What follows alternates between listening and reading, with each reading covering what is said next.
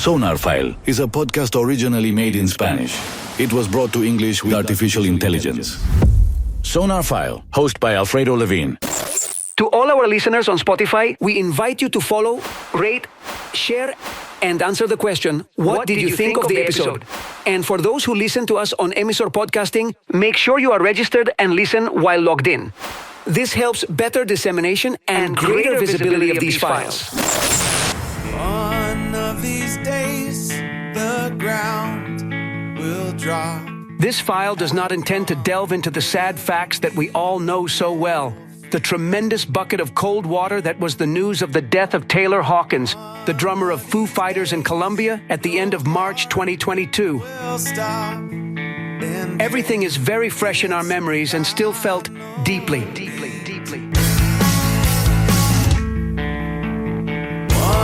one of these days. Beyond the enormous loss of a musician of his stature, it is also a somewhat thorny issue due to the morbidity that surrounds him. A foreign musician died in a hotel while touring in a city like Bogota, in a country marked by the issue of production of drugs. They're bombs. Anyway, a postcard that is somewhat recurrent in the murky stories of rock, and that also has some police file. You already know that the authorities, both the forensic doctors and the Colombian prosecutor's office, leaked data of a more reserved nature with the urine toxicological test carried out on the drummer's body, in which several types of substances were preliminarily found, including antidepressants, marijuana, benzodiazepines, and opioids. Easy for you to say. Your heart has never been broken. It is not our intention to speculate how ill or depressed Taylor may have been. In fact, they looked pretty good just a couple of days before in Santiago, Buenos Aires, and Paraguay. I bet your heart will be broken. The latter, a place where they couldn't even play due to a strong storm in the capital, Asunción. But there Taylor Hawkins was seen, not having played with Foo Fighters, and still shining alongside Emma Sophia, a 9-year-old girl who played her drums in front of the hotel where the group was staying. One of these days. Hawkins thanked the gesture of those who came to greet them and went down to congratulate the girl, a gesture so generous that it went viral. She spoke volumes of good things about her. Send in your skeletons. The Estoril picnic show in Bogota also did not take place since Taylor's death occurred hours before the concert. All of this almost goes without saying, but this is the only intro I could think of to give you some context. Keep our anthem ready. Are you ready? The Foo Fighters, out of respect for Taylor's wife and children and for themselves as fellow participants in this disaster, asked that some of their privacy be respected in this difficult situation. But certain authorities in the Colombian capital issued statements so that all public opinion was aware, detailing the causes of death.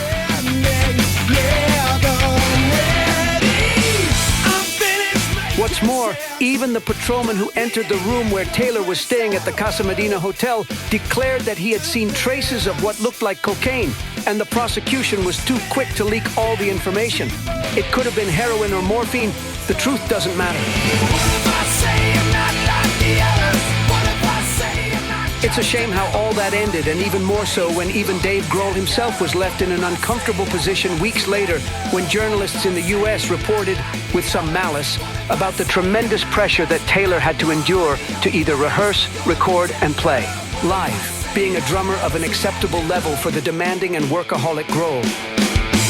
In time or so untold, I'm just another soul for sale. Apart from that, that meant an extra effort, especially since he had to balance his work between the most domestic tasks with his family and various jobs in parallel groups and session work.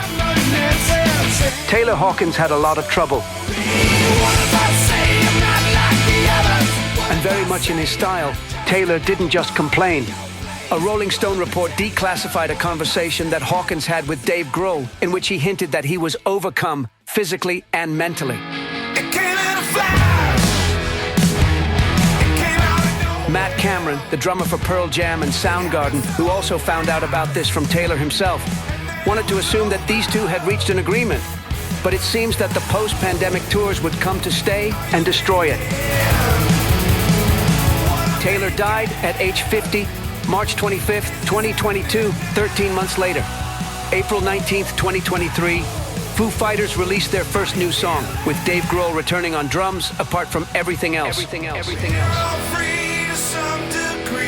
1 year, 2 months, and 3 days after the tragedy, the group released its new album, But Here We Are, and introduced its new drummer, so far only one live member of the group, because it is understood that this Josh Freese is not. He managed to be part of the recording of the album.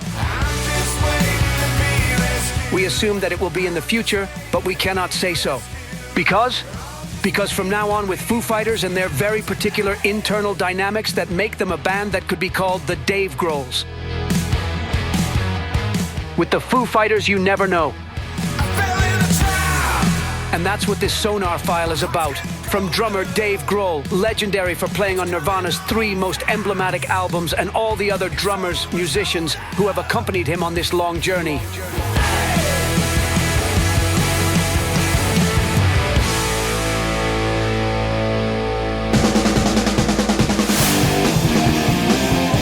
Let's start with the drummer of what would be the first formation of Foo Fighters. As a quartet, let's clarify in passing that the debut album is Dave Grohl alone, playing all the instruments. His name was William Goldsmith, and he was already facing a big little problem, and it was the following. Anything he recorded on the drums already had a shape in Dave Grohl's head, and that ended up being a hindrance. Grohl, at the height of color and the shape, was not going to let anything be of a different color and shape than what he imagined, and what happened was to be expected. The drummer, his drummer, did not meet his expectations. Strictly speaking, nobody did it in the first sessions in the studio in Washington when they began recording the album that would consecrate them. So Dave decided to go record in Los Angeles and record all the drums again to his own standards. At the end of the day, he had every right. The only reprehensible thing about his actions was that he did not communicate it to William. The poor guy found out almost by accident, and what's more, not even Nate Mendel and Pat Smear found out. The whole album was different from what they had planned. It was the first big decision of the dictator in Dave. Feeling that his dignity had been taken away from him, Goldsmith called his colleagues and proposed meeting them in the studio for these probable re-recordings. And before he could travel from Seattle, where Dave Grohl was, he informed him not to bother. He was already working on a couple of drum tracks, some patches, that's what he called them.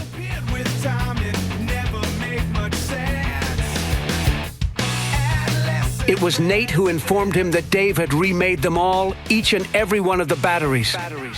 In the documentary Back and Forth, which I am going to tell you a little more about, Grohl makes a statement that serves as a release. He does. He was willing for William to continue playing, but he would record the drums from then on, and the now former Foo Fighters drummer felt that they didn't even explain the reason for that decision properly. To this day, it seems that William Goldsmith does not forgive himself. He had no choice but to resign. When Dave made the offer to Taylor Hawkins, he knew that Alanis Morissette had traveled to India and wouldn't even consider working on a new album for at least another year. Taylor was then unemployed. Everything else was baiting him. This 25-year-old boy, who was already a prodigy at that time, not only could play drums like the gods, but he also mastered the guitar and piano and could sing, and sing really well. It reminded Dave of what he himself had meant to Nirvana, a member who not only brought talent and desire, but also a very particular sense of humor. If not in all, at least in many ways, Taylor, who seemed super confident and self-assured, was to Dave everything that William was not. They were made for each other.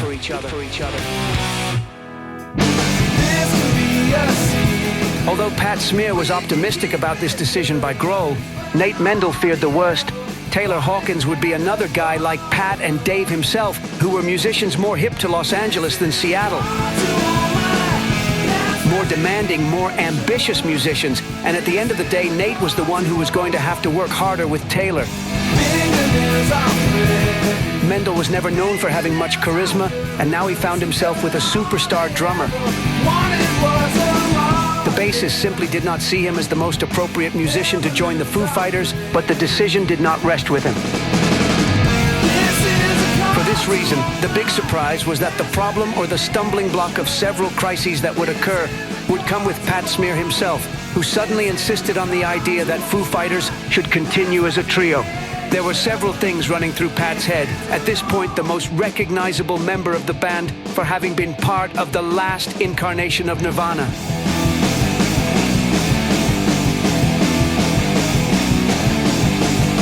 Maybe Smear simply didn't want to continue with the group and wanted to do a fashion and style show on MTV. Or maybe he wanted to record his own album. In short, he was tired of Foo Fighters and he had just joined. Pat's retirement was a hit hard, and Taylor Hawkins stood there wondering if he had anything to do with it. Others speculated that Pat was very close to Courtney Love, and we already know that she had been determined to mount a campaign to discredit everything Dave did, especially for stealing rights to Nirvana's work that he did not deserve.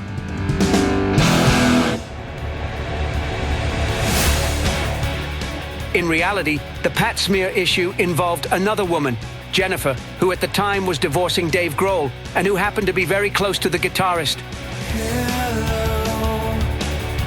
Whatever it was, Pat was uncomfortable and in a position to be able to do what he wanted. There were rumors that he could try out for the Red Hot Chili Peppers or Guns N' Roses, which was never seriously considered. Dave managed to get Pat to stay 6 more weeks, as long as he could find a replacement who ended up being his partner and mentor in his former band, Scream, Franz Stahl. The new guitarist did what he could during almost a year of concerts, but when it came time to work on the third album, Dave was again dissatisfied, feeling that Franz was not on the same page as the other three. In the same way that he fired William, he would also fire, with much more drama and sadness, his lifelong friend and colleague in his first band. And now, in Foo Fighters, it was more than clear that the owner of the circus was Grohl. Therefore, it is logical that he ended up becoming so close with Taylor Hawkins, apart from the fact that Dave himself was experiencing a new stage in which he had a relationship with the whole bassist, Melissa Auf der Mar, which made his relationship with Courtney even more tense. This was the most fragile period of Foo Fighters, or the beginning of what we will call the transition, because at the beginning of 1999, even Nate Mendel told him by phone that he was also leaving the group, something the bassist regretted in a couple of days. What Dave Grohl learned on that pass was that he had to be more careful in the way he handled his own dictatorship. He had gained a drummer and now had to go on a campaign to get another guitarist, which came in the person of a 28-year-old guy called Chris Shiflett from a band called No Use for a Name.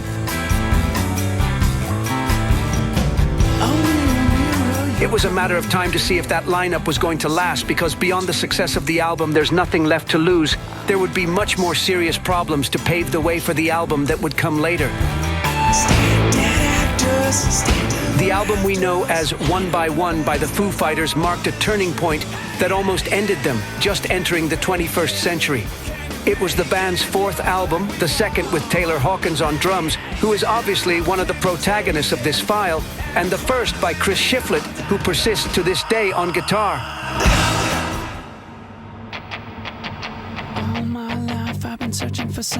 Taylor Hawkins might not have even recorded this album, because in August 2001, the year before One by One, and after having played at the V Festival in Chelmsford in Great Britain, Taylor had a heroin overdose that left him in a state of coma, and remained that way for a couple of weeks.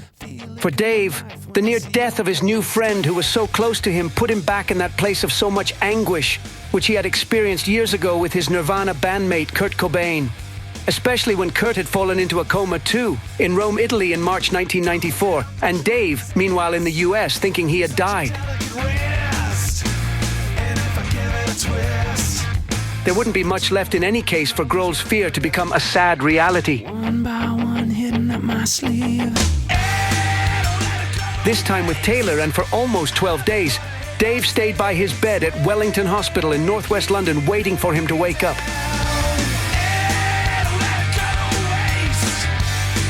A great gesture that Hawkins's own mother praised as something to be proud of, perhaps, and it was Dave's mother, Virginia, who mentioned it as well. As an aside, in the middle of 2022, she, Virginia Grohl, also died, meaning 2022 was a pretty horrible season for Dave. But let's not deviate. You know you make me break. The link between Grohl and Hawkins had occurred in 1996. Dave ended his link with William Goldsmith, as I already told you, the first drummer of Foo Fighters, and needed to fill that position. For him, the drums were a crucial place in any band. Nothing strange considering that Dave is one of the most competent drummers known in rock. He only classified Taylor as the musician in Alanis's band, which had given him a level of fame that Dave valued because ultimately they were life experiences. And as he well sensed, it wouldn't take long for him to earn her respect both on stage. Like their sincere friendship in intimacy. Taylor appeared out of nowhere, debuting in the middle of the tour of the second album, The Color and the Shape, causing those internal discomforts that I also referred to. But what matters is that Grohl and Hawkins clicked from the first meeting as if they were Robert Plant and John Bonham. Those rare occasions when you find your soulmate and blood brother, a guy I would have given my life for. That's what Grohl himself wrote in his book Storyteller.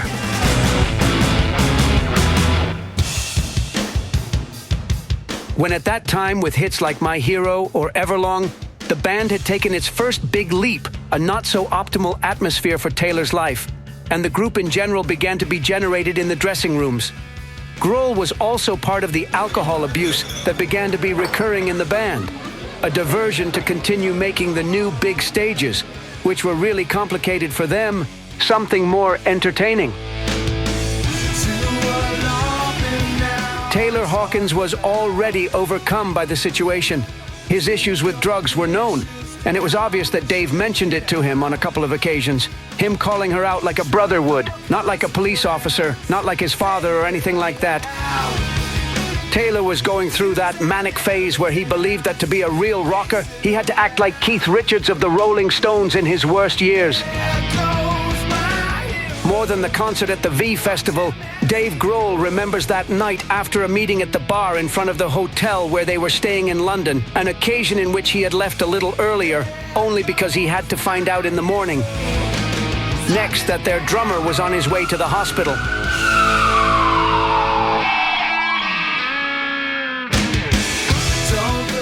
The sound technician at that time said that he was in such bad shape that they had found him half dead. Taylor Hawkins was just 29 years old. That 2001 was the year in which the parties had become somewhat heavy for him, and the coincidence that on that precise occasion in London, a dealer had provided him with a substance that almost killed him, caused him to later wake up and wonder what the hell had happened. Past, that marked a real moment of change for him. When Hawkins regained consciousness 12 days later, Dave Grohl told him that everything was going to be fine, to which he responded, looking somewhat disoriented, "Fuck off." Then the Foo Fighters boss knew he would be fine, but that line, "everything is going to be okay," Dave also put it in a song, On the Mend.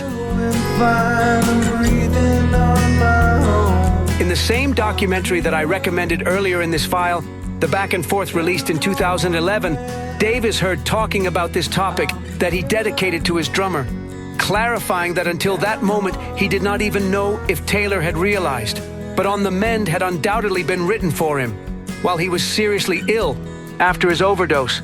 Wake me when the hour arrives. At the time of composing and then recording it, the song would appear on the acoustic album of the double album In Your Honor from 2005. He did not tell him up front that it was for him, although it was too obvious. That is, a love song that talks about a friend who is very sick. Here we go. Dave thought he would notice right away, but the truth is that they both avoided talking about it as long as they could. In fact, Taylor Hawkins also addressed On the Mend in an interview for News 24, in that same 2011, and when asked if he talked about this song with Dave Grohl, after having seen the documentary, he answered no, because if it was for him, he didn't want to know. He didn't want to remember all that.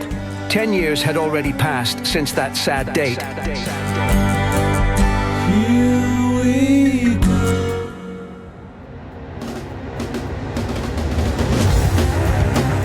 But another detour here. During Taylor Hawkins' recovery time, Dave Grohl accepted the invitation to play drums with another band, Queens of the Stone Age, on the album they would later call Songs for the Deaf. Queens had been the opening act for Foo Fighters on the 2000 tour, and it just happened that those from Palm Desert had an unresolved problem with their drummer, Gene Trotman. For Josh Homme's band, it must not have been an easy process to have to continue changing members, something that only stabilized for them in 2008 with the lineup of Era Vulgaris. Surely this decision by Dave Grohl to join two high-impact groups must have made his bandmates uncomfortable, increasing the feeling that everything was falling apart and that there was no way to fix it. Nate Mendel, again, was the first to confront him, and Dave assured him that sooner than later he would return to the group because they were his family.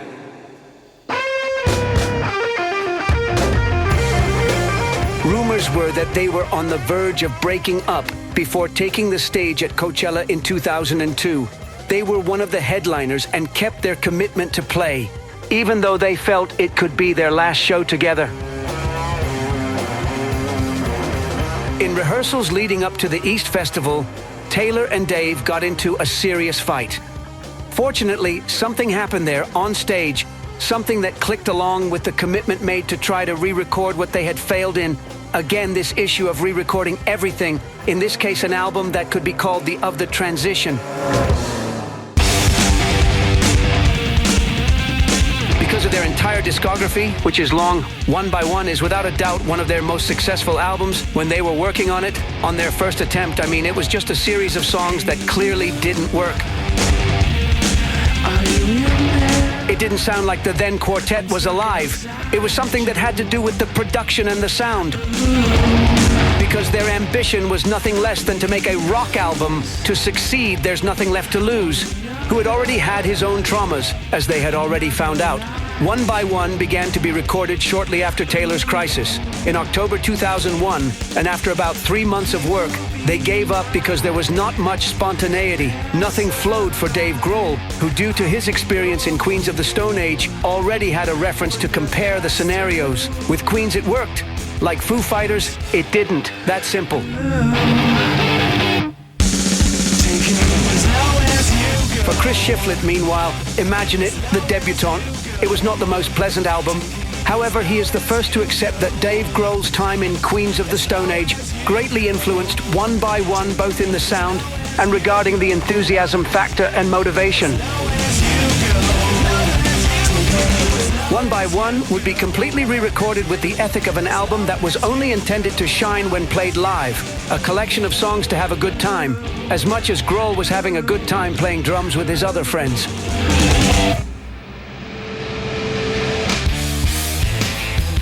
The Foo Fighters, on their first attempt, had started working with producer Adam Kasper at Conway Studios in Los Angeles, off the right foot and obviously with all the resources.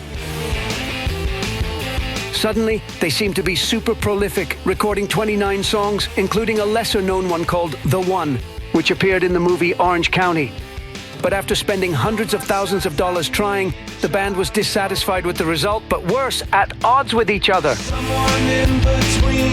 According to Grohl, everything, and mind you that the album was apparently finished, everything had turned out to be too neat and domesticated. With those insecurities, they arrived at that Coachella. The band went on hiatus during April 2002. And it was during a break from a Queens of the Stone Age tour when Grohl reunited the Foos, bringing in Nick Raskulinecz, now promoted to producer, to give the album another chance. And this time, it worked. Under very different conditions, they first went to Grohl's studio right there in the basement of his house in Virginia, with the idea perhaps of just trying out some demos of new songs, and ended up with an album recorded in 10 days. Hanging on this wire. Some songs were reworked from the original sessions, while new tracks, Times Like These was one of them no less, apart from Low and Disenchanted Lullaby were added to the mix. Only Tired of You, which featured a guest appearance by Queen's Brian May, remained from the recordings of those failed late 2001 sessions. How did Queen get here to this scene? Well, Foo Fighters' relationship with Queen has always been very close, not just because Queen was Taylor Hawkins' favorite band.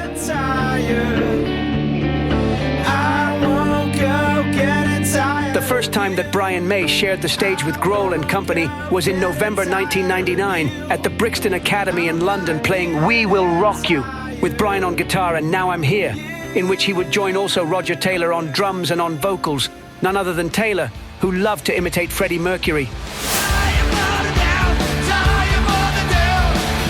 Then in 2000 they invited Brian May to record his version of the Pink Floyd song Have a Cigar, part of the Mission Impossible 2 soundtrack, another song that he sings, guess, Taylor Hawkins.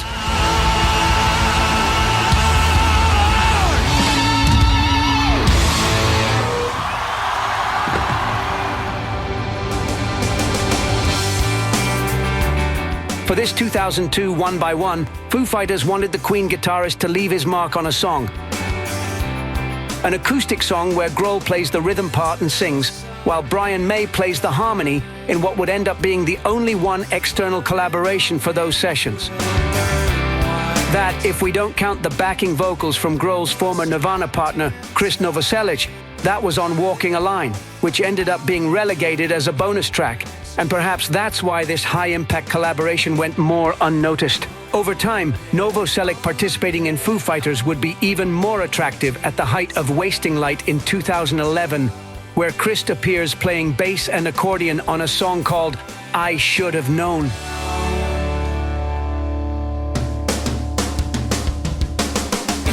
Three years later, Dave and Chris would reunite because Nirvana was inducted into the Rock and Roll Hall of Fame, and 7 years later, the turn of the Rock Hall of Fame recognition would be for the Foo Fighters themselves. Dave had achieved it all. After so much success after success, 3 steps forward and 1 back, one by one like the album, reforming his band as he wanted, now as a sextet with keyboard player and everything, there it was. And in his original speech, he said, "The best thing about being here tonight is being surrounded by our family." And when I say that, I mean, if anybody knows how the Foo Fighters work, the people that we're with and we've worked with, it's been 20, 25, 30 years, and we stick together like a family. And I think that's important, because then you're doing it together, not just because it's work, but because you love each other. And so there's a whole section over here. And I have to thank these people, because we wouldn't be here tonight if it weren't for each one of these Foo Fighters, and we did it. Thank you all very much. Taylor Hawkins, surely the most important member of Dave's political and sometimes dysfunctional family, would die 5 months later.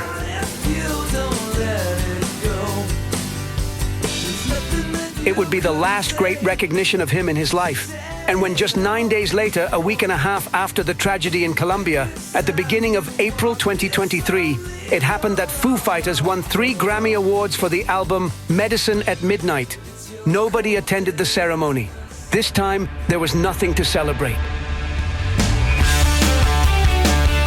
To paraphrase one of the most well-known songs in the Foo Fighters catalog, it's times like these when you learn to live again. Until next time.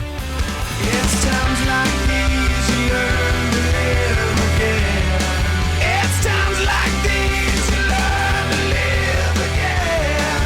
It's times like these you learn to live again.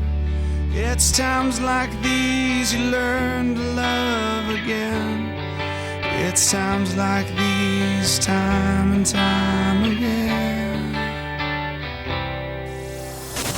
Listen to this and other audio content on sonarfm.cl.